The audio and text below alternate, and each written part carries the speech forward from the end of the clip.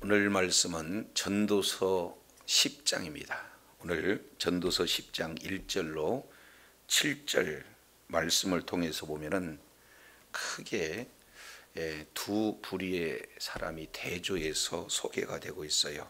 하나는 지혜자, 그리고 또 하나는 우매자.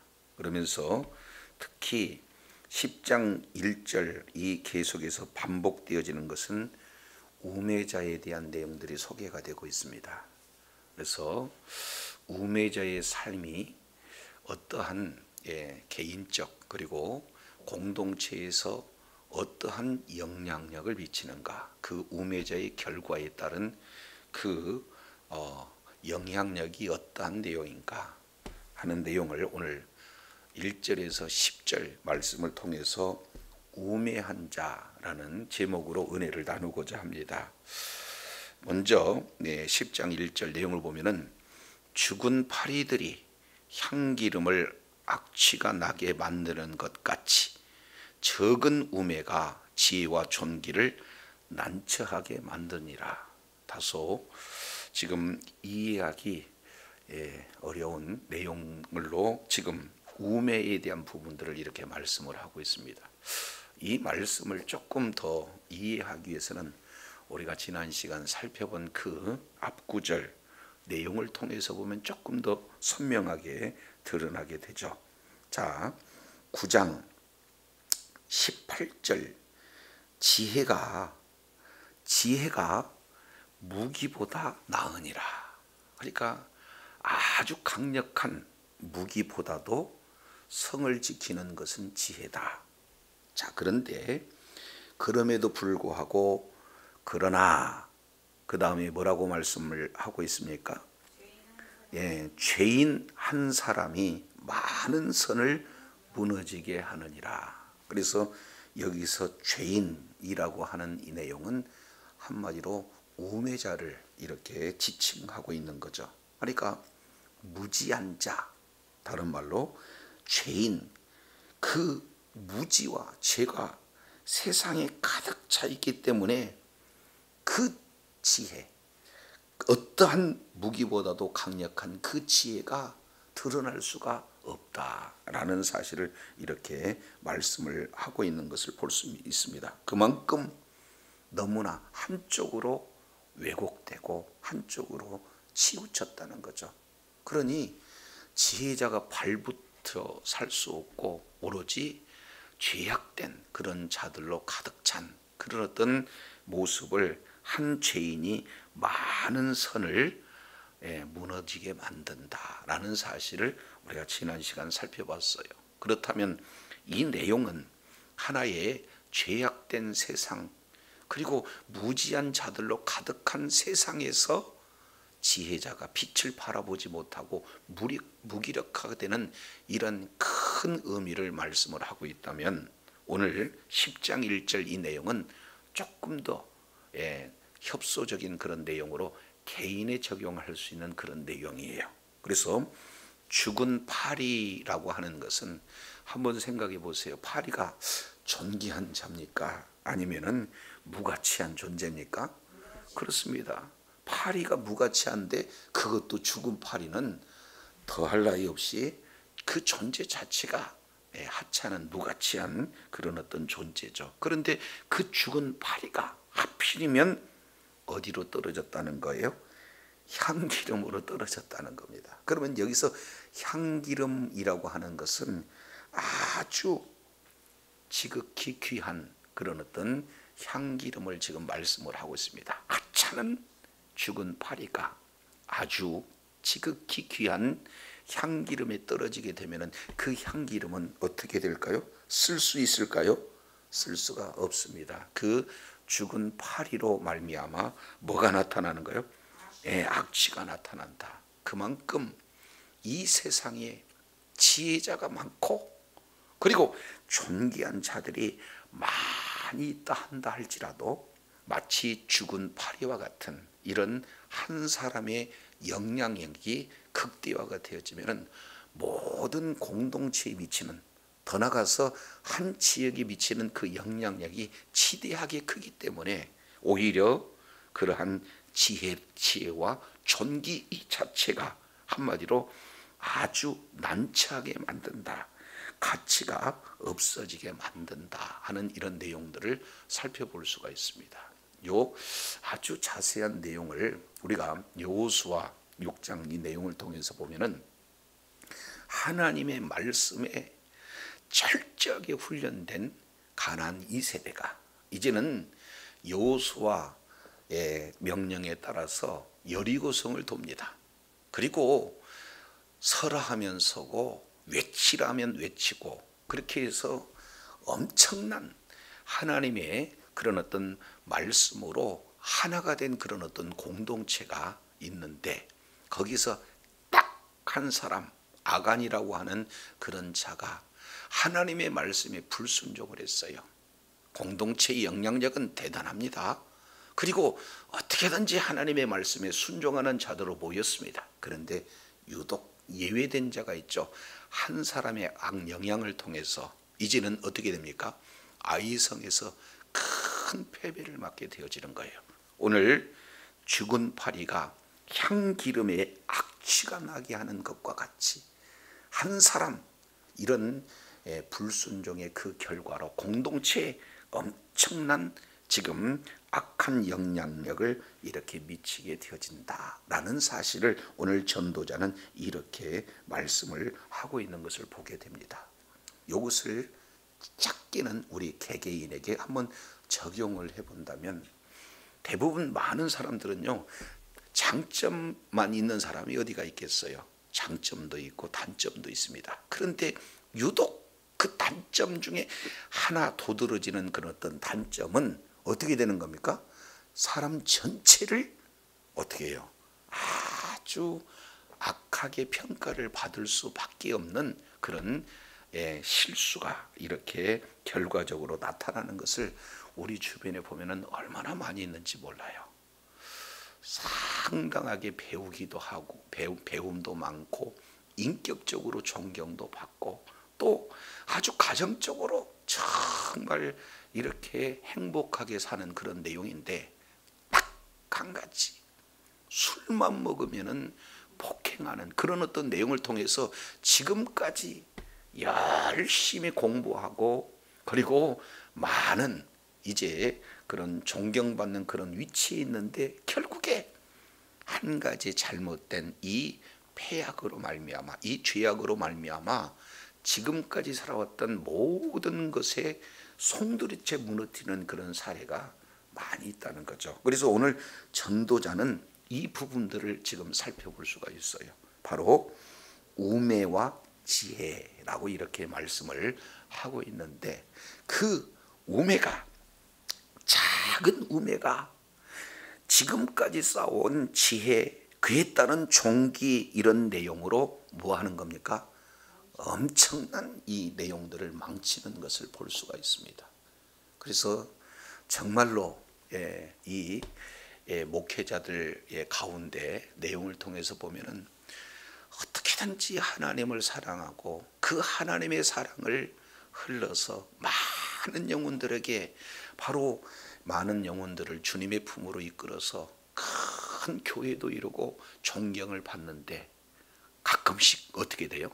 잘못된 그 실수 하나, 이제 돈 문제라든지 아니면 여자 문제라든지 이런 내용이 지금까지 쌓았던 모든 명상을 한꺼번에 다 무너뜨려 버리는 그런 예들을 우리는 너무 쉽게 찾아볼 수 있어요.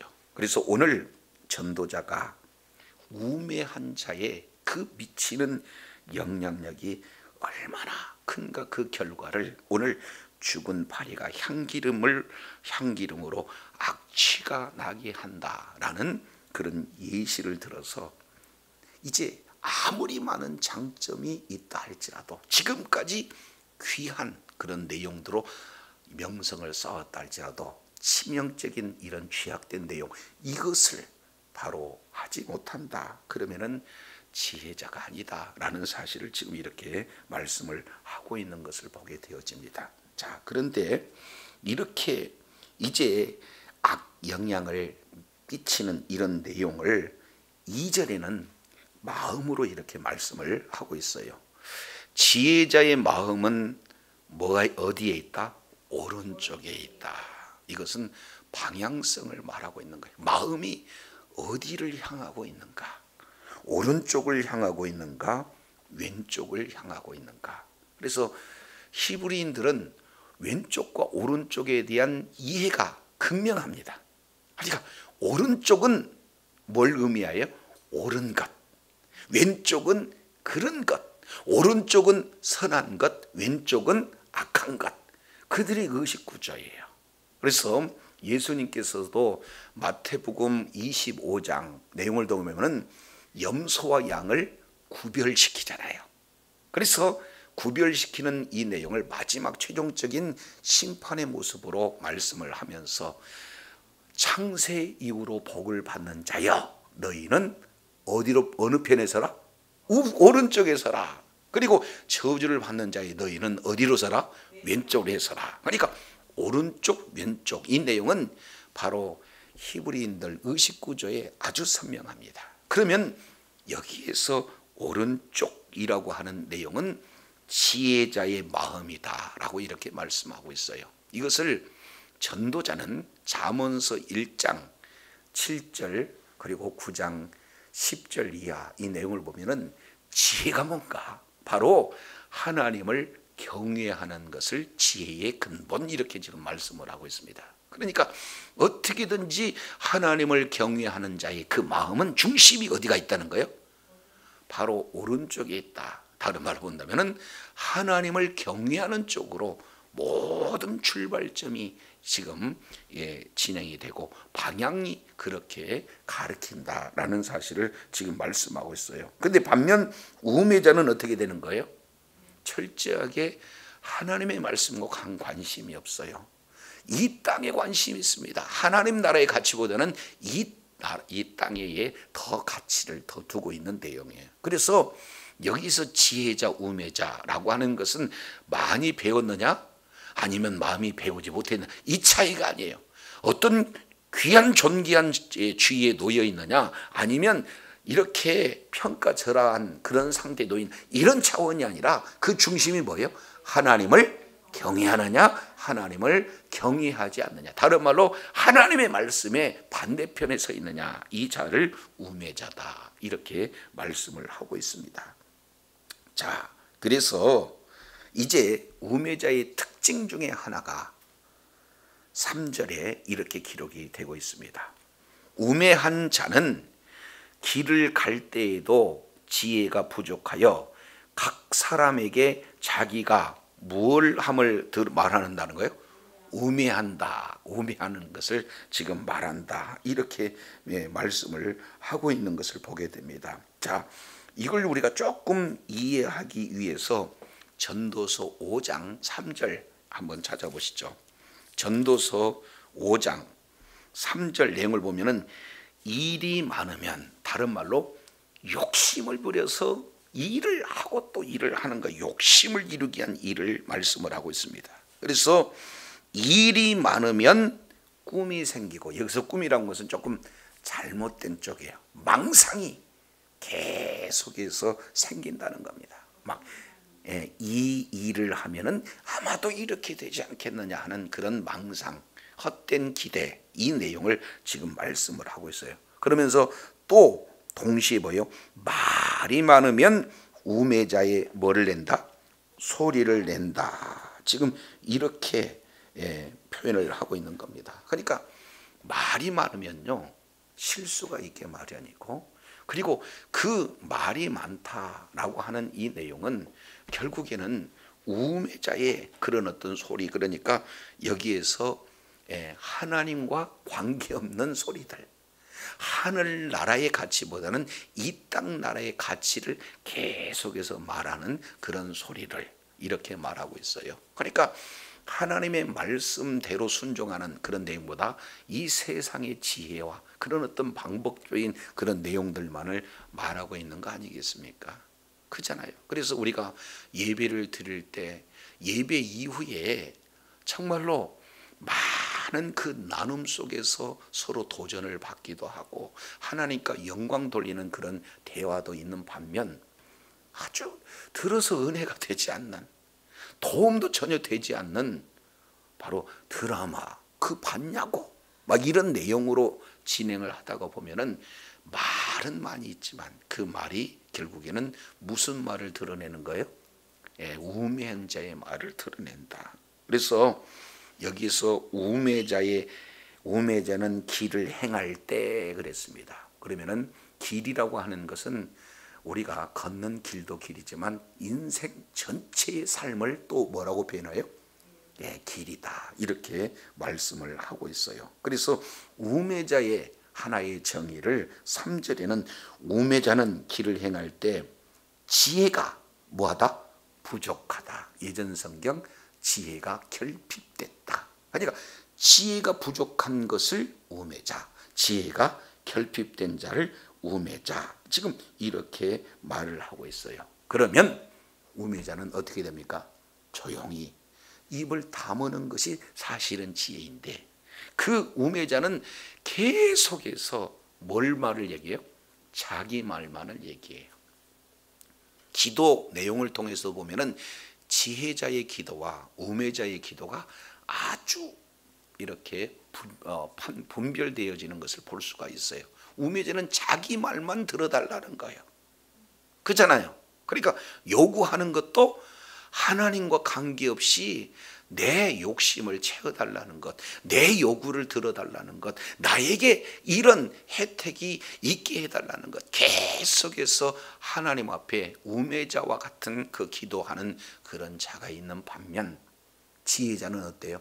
하나님의 언약을 붙들고 하나님의 그 언약이 이루어지기를 위한 그런 기도를 하고 있는 것을 볼 수가 있습니다. 그러니까 늘 삶의 현장에서 언어도 그렇고, 그리고 또 이 신앙생활에서 기도하는 모든 내용도, 그리고 상담하는 모든 내용도 우매자냐 아니면은 지혜자냐, 그 모습들이 이렇게 확연하게 구분이 되어진다라는 사실을 이렇게 말씀을 하고 있습니다. 자, 그런데 이 우매자에게 꼭 필요한 주의사항이 있어요. 그 주의사항이 4절에 이렇게 소개가 되고 있습니다. 4절, 주권자가 내게 분을 일으키거든. 그러면 여기서 주권자는 한마디로 왕을 이야기하고 있는 것을 볼 수가 있습니다. 그러니까 조금 협소한 의미로는 상관이겠죠. 그러니까 직장의 상관이 주권자가 되어지고 나라로 보면은 왕이 주권자가 되어지는 거잖아요. 근데 그 주권자가 내게 뭐를 일으켜요? 분을 일으켜요. 자, 이런 경우는 우리 삶의 현장 속에서 늘 겪을 수 있는 그런 내용 아니겠습니까? 자, 이랬을 때 너는 우매자라면 아니면 지혜자라면 어떻게 해야 될 것인가?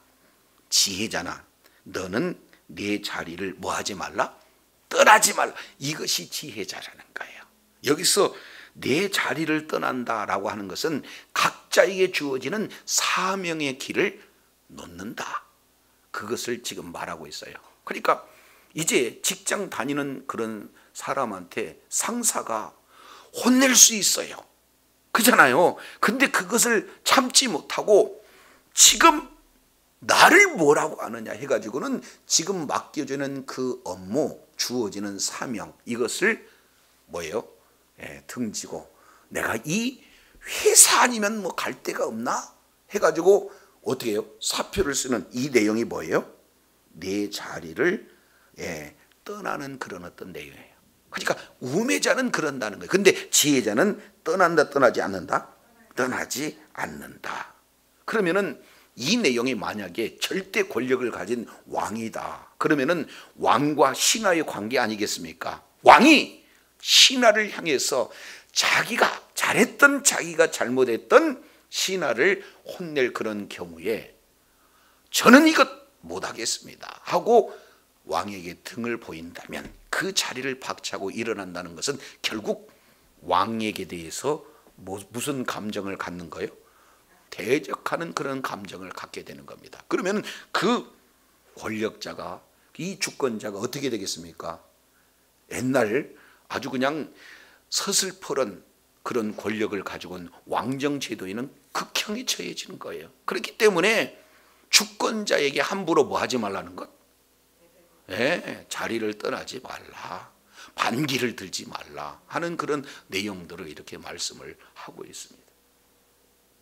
이것은 교회에서도 마찬가지예요. 그렇지 않습니까? 모든 사람들은 다 허물을 가지고 있습니다. 그 중에 목회자들도 허물이 있겠습니까? 없겠습니까? 당연히 있죠. 그런데 그 허물을 가리려고 이 권력자가, 이 주권자가 이런 상태에 괜히 잘 신앙생활하고 있는 그런 어떤 자들을 향해서 분낼 수 있고 책망할 수 있잖아요. 그러면 이걸 또 못 참아요. 교회가 뭐 여기 하나뿐이 없는가 하고 떠날 수 있다고 말이죠. 그런데 이런 자를 뭐라고 표현한 거예요? 우매자다 이렇게 말하고 있어요. 그래서 권력자가 결점이 있던 결점이 없던 그 권력자가 분내는 그런 환경 속에서 어떠한 처신을 하는 것이 옳은가, 이 부분들을 말씀을 하고 있습니다. 그러면서 4절 하반절에 이런 말씀을 덧붙입니다. 자, 떠나지 말고 공손함이 내 큰 허물을 뭐하게 하라?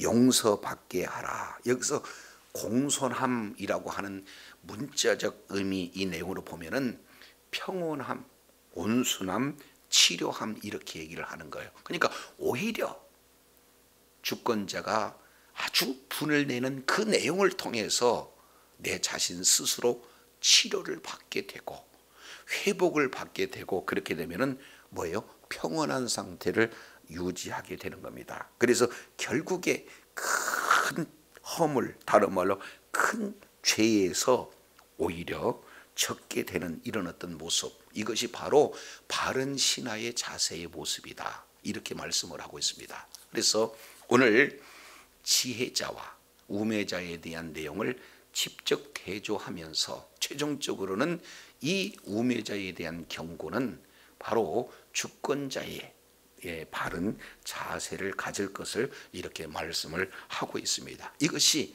이제는 1절 이어서 2절에서 4절까지 이 내용을 지금 말씀을 하고 있어요. 그래서 이 한 사람의 우매로 인해서 많은 지혜자가 아무런 힘을 쓸 수 없는 무가치한 그런 상태가 되어질 수 있는 무기력함, 또 하나는 이 잘못된 왜곡되어지는 오염되어지는 그런 내용도 있고, 그리고 우매자의 그런 이 행동 하나하나가 얼마나 지극히 악한 영향력을 미치는가, 이런 부분들을 오늘 전도자는 지적하고 있습니다. 자, 그런데 5절에서 7절 이 내용은 5절에서 7절 이 내용은 이제는 주권자에 대한 바로 이 우매자에 대한 내용을 자세를 말씀하고 있다면은 5절 내용을 보면은 주권자의 허물에 대한 내용들을 소개를 하고 있습니다. 5절 잠깐 보시죠. 내가 해 아래에서 한 가지 뭐를 보았다? 재난을 봤다. 그러니까 여기서 재난이라고 불릴 만큼 아주 불행한 악한 그런 내용들을 봤어요. 그러니까 해 아래는 이런 재난과 같은 내용들이 사실은 비일비재하다라는 것을 전도자가 지금 본 거예요. 그러니까 얼마나 해 아래 폐단이 많고, 얼마나 해 아래 악한 영향을 받으며, 얼마나 해 아래에서 이러한 재난과 같은 사건이 많이 있는가, 이것을 지금 전도자는 계속해서 지금 보고 있는 거예요. 자, 그 재난과 같은 내용이 뭔가 중반절에 이렇게 표현합니다. 자, 이렇게 말해요. 곧 주권자에게서 나오는 뭐다? 허물, 그랬습니다. 그러면 한 우매자가 그 미치는 악한 영향력이 주변에 얼마나 많은 지대한 영향력을 끼치는가. 그런데 그거보다도 주권자에서 나타난 이 허물 하나는 뭐예요? 주변에 미치는 영향은 더욱더 클 수밖에 없는 거죠. 그러니까 한 나라의 왕이 이제 이 나라를 이렇게 경영하는 데 있어서 그 방향이 삐끗하게 되면은 그 나라에 뭐예요?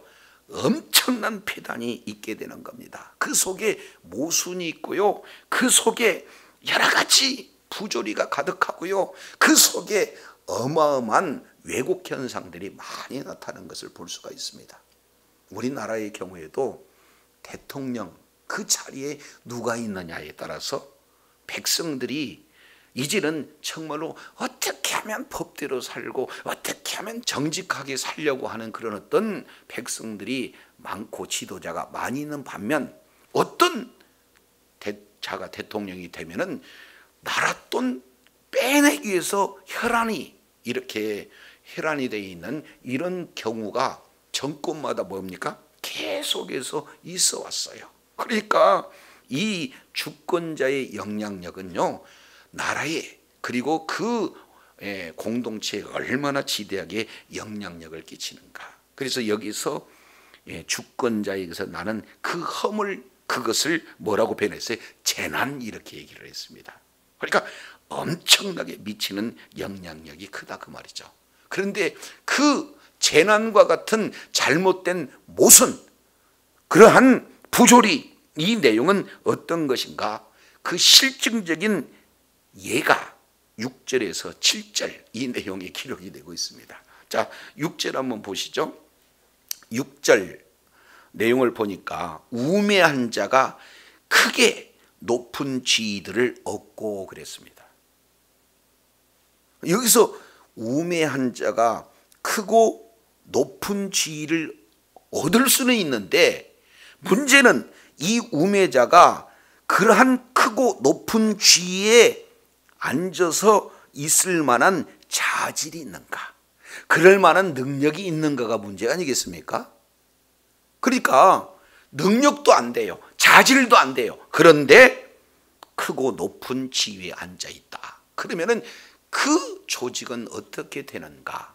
그러니까 주권자에서 나오는 허물, 이 폐단으로 인해서 줄줄이 이런 내용들이 지금 구체적으로 연결이 된다는 거예요. 질서가 완전히 무너진다는 거예요. 너무나 왜곡된다는 겁니다. 부조리한 현상이 나타난다는 거예요. 그렇지 않습니까? 그래서 이제 대통령 한 사람이 바뀌면 나라에 약 7천 자리가 생긴다고 그래요.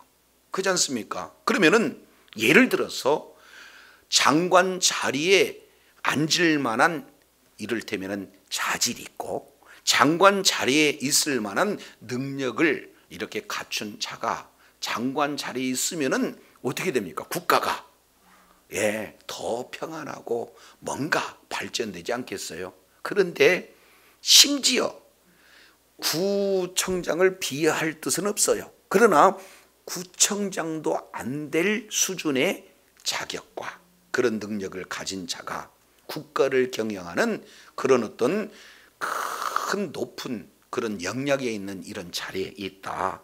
그렇게 되면은 수많은 지혜자가 뭡니까? 숨어요. 그리고 그 기회가 박탈됩니다. 그렇기 때문에 이제 주권자에서 나오는 이 허물이 어떻게 재난이 되어지는가? 그 사례가 우매자가 크게 지위를 얻는 것, 반대로 부자는 낮은 지위에 앉는다. 여기서 부자라고 하는 이 내용은 단순하게 돈이 많다라는 부자만을 의미하지 않습니다. 그래서 유대인들은 돈을 너무 좋아해요. 그러니까 돈이 많다 하는 것은 그들이 의식 가운데 말씀을 순종하고 순종한 자에게 하나님께서 이런 뭐요? 부여를 주신다라고 그들은 그렇게 이 땅의 재물을 좀 왜곡해서 알고 있습니다. 그러니까 여기서 부자 그러면 어떤 자예요? 지혜자입니다. 여기서 우매자의 반대가 뭐예요? 여기서 부자 이렇게 표현을 하고 있습니다. 그러면은 물질도 풍성하지만 거기는 인격도 자질도 능력도 갖춘 자예요. 그러면 마땅히 많은 사람에게 존경을 받고 그리고 많은 사람에게 선한 영향을 행사할 수 있는 이런 자가 그에 합당한 지위에 있어야 되는데 이건 턱없이 어떻게 되는 거예요? 국무총리감을 어떻게 해요?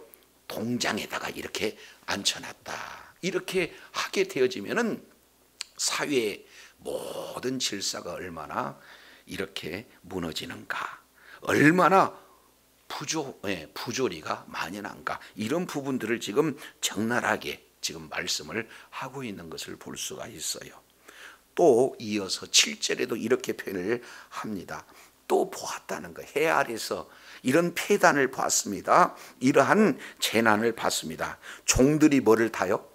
말을 탄다. 여기서 종이 말을 탄다. 그때 당시에 지체가 높은 분들도 말을 타기보다는 노새를 타야 해요. 그들이 문합니다. 그런데 종들이 말을 탄다 그러면은 상상 이상의 아주 이런 어떤 높은 지위를 지금 이용하고 있는 거예요. 그렇지 않습니까? 자, 반면 고관들은 종처럼 뭐예요? 땅에 걸어대. 당연히 말이라도 타야 할 그런 위치에 있는 사람들은 걸어다니고, 걸어다녀야 할 사람들은 뭐예요? 말을 타고 다니는 이런 어떤 내용이 되어지면은 어떻게 됩니까? 사회의 정의가 무너져요. 질서가 무너져요. 모든 것이 다 악취나는 인생, 이런 어떤 모습과 지금 똑같은 부분들을 이렇게 말씀을 하고 있습니다. 그래서 오늘 전도자는 지혜자와 우매자의 이 내용을 대조해서, 그러니까 질서가 무너지고 그리고 동시에 이러한 그 영향력이 이렇게 악하게 하나의 재단 수준으로 이렇게 나타나는 이런 모습들을 지금 고발을 하고 있습니다. 이것이 해 아래에 있는 그런 어떤 상황이다 라는 것을 볼 수 있고, 오늘날 우리가 발딛고 있는 이 세상의 모습이 또 이런 모습이기도 해요. 그러면서 진정 어그러지는 이 질서가 바로 되어지고, 그리고 또 뭡니까? 아주 선한 영향력을 끼칠 수 있는 진정한 주권자, 진정한 리더자가 누가 돼야 된다는 거예요? 이분은 오로지 뭐예요?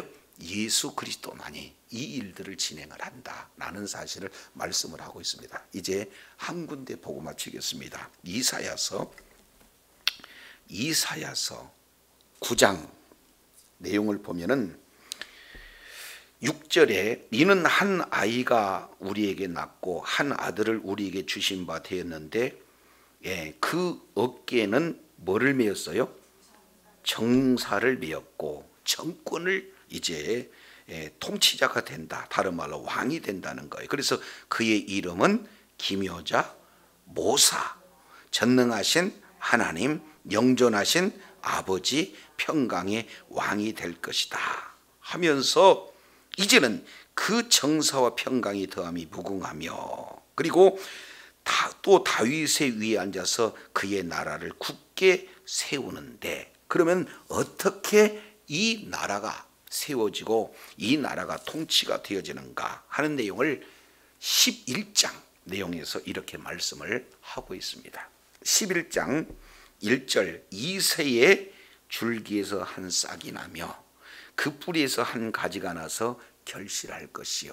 이 내용은 바로 메시아는 사람의 남자의 씨로 온 것이 아니라 뭐예요? 하나님으로부터 직접 오시는 그런 분이시다라는 것을 말씀하고 있습니다. 이 내용은 메시아에 대한 족보가 마태복음 족보와 누가복음 족보가 달라요. 마태복음은 이제 구약에서 예언한 아브람과 다윗의 후손, 다른 말로 메시아 족보로 오신다는 것을 마태복음에서는 강조하고 있지만, 누가복음에서는 어떻게 하는 거예요? 낙호가 아니라 그 이상은 상향식 족보가 진행되는데, 맨 위에 누가 있습니까? 그렇습니다. 하나님으로부터 직접 오신 분이 바로 메시아다. 이 내용을 이사야는 뿌리에서 한 가지가 나서 직접 결실한 분이다. 그런데 그렇게 하나님이 직접 육신으로 이 땅에 오셨는데, 2절 여호와의 영이 그 위에 강림한다는 거예요. 하나님의 영으로 충만하다는 거예요. 여호와의 영 곧 지혜와 총명의 영이요 모략과 재능의 영이요 지식과 여호와를 경외하는 영이 그 위에 강림하리니, 그는 여호와를 경외함으로 즐거움을 삼을 것이로 눈에 보이는 대로 심판하지 않고 귀에 들린 대로 판단하지 아니하며 4절 공의로 비핍한 자를 심판하며 정직으로 세상에 겸동한 한 사람을 뭐한다? 판단한다. 그러니까 여기에 심판 판단 이것은 통치 또 다른 표현이다 그 말이죠. 여기서 핵심은 뭡니까? 공의와 정의. 그러니까 질서가 이제는 완전히 치우친 거예요. 질서가 바르게 된 겁니까? 그렇습니다. 바르게 된 거예요. 그래서 해 아래는 이런 재난과 같은 사건이 나타나요. 어리석은 자가 그 한 사람의 영향으로 아주 많은 지혜자들을 이제 도무지 악취나게 할 수 있는 그런 지경에 이르게 할 뿐만 아니라 주권자 역시 마찬가지로 큰 재난과 같은 그런 영향력을 미치지만 하나님께서 통치하시는 하나님의 나라는 정의와 공의로 통치되는 나라를 오늘 이사야 선지자는 이렇게 말씀을 하고 있습니다. 그러니 해 아래는 헛되다 할 수 있어요. 그러나 이 헛됨을 극복할 수 있는 우리의 시선은 해 아래가 아니라 뭐예요? 해 위 하나님을 바라볼 때 하나님이 통치하시고 하나님께서 다스리는 이 하나님의 나라 안에만이 진정한 허물을 극복할 수 있고 바로 주님이 주신 기쁨과 평안으로 우리가 살아갈 수 있다는 사실을 오늘 전도자는 말하고 있어요. 그래서 저도 여러분도 예수 그리스도를 믿는 믿음으로 말미암아 이미 하나님 나라 안에 저와 여러분은 있는 줄로 믿습니다. 그리고 이 땅에 살면서도 하나님의 통치를 받는 하나님의 나라 안에 있을 때 우리는 진정고 의와 평강과 희락 바로 하나님의 나라를 경험하며 체험할 수 있다는 내용이 되어지죠. 그래서 주님 오시는 그날까지 이제는 내가 하나님의 통치를 받고 내가 있는 모든 곳에서 하나님의 통치를 받아서 있는 그곳에서 하나님의 나라를 경험할 뿐만 아니라 하나님 앞에 영광 돌리며 끝까지 존귀하심 받는 주의 자녀들이 다 되어지기를 예수 이름으로 축원합니다. 기도하겠습니다. 하나님 아버지, 오늘 해 아래서 보는 내용은 죽은 파리가 아주 귀한 이 향품에 빠져서 악취를 드러내는 이런 폐단, 그리고 정말로 한 이제 우매자가 이제는 모든 지혜자들을 무기력할 수밖에 없는 그런 어떤 상황들을 오늘 전도자는 봤습니다. 더 나아가서 이제는 주권자의 허물로 인해서 더 큰 폐단을 이렇게 살펴보면서 해 아래서 이런 어떤 폐단 속에서도 우리의 시각이 눈을 들어 하늘을 바라봤을 때에 하나님이 통치하시는 나라 정의와 공의가 이제 세워져서 정의와 공의로 이렇게 통치하는 그 하나님의 나라는 오직 예수 그리스도를 믿는 믿음으로 하나님 나라를 안에 우리가 들어가고 하나님의 나라를 누릴 수 있음을 오늘 전도자는 이렇게 바라보게 합니다. 주님 오시는 그날까지 예수 그리스도를 믿는 믿음으로 하나님 나라 안에서 주님의 통치를 받는 하나님의 나라를 이렇게 체험할 뿐만 아니라 많은 영혼들에게도 예수 그리스도 복음을 증거하여 하나님 나라로 인도하는, 그래서 하나님께 기쁨이 되어지고 하나님께 영광 돌리는 주의 귀한 사명을 잘 감당하는 주의 자녀들 되게 하여 주옵소서. 예수 그리스도 이름으로 감사하며 기도드립니다. 아멘.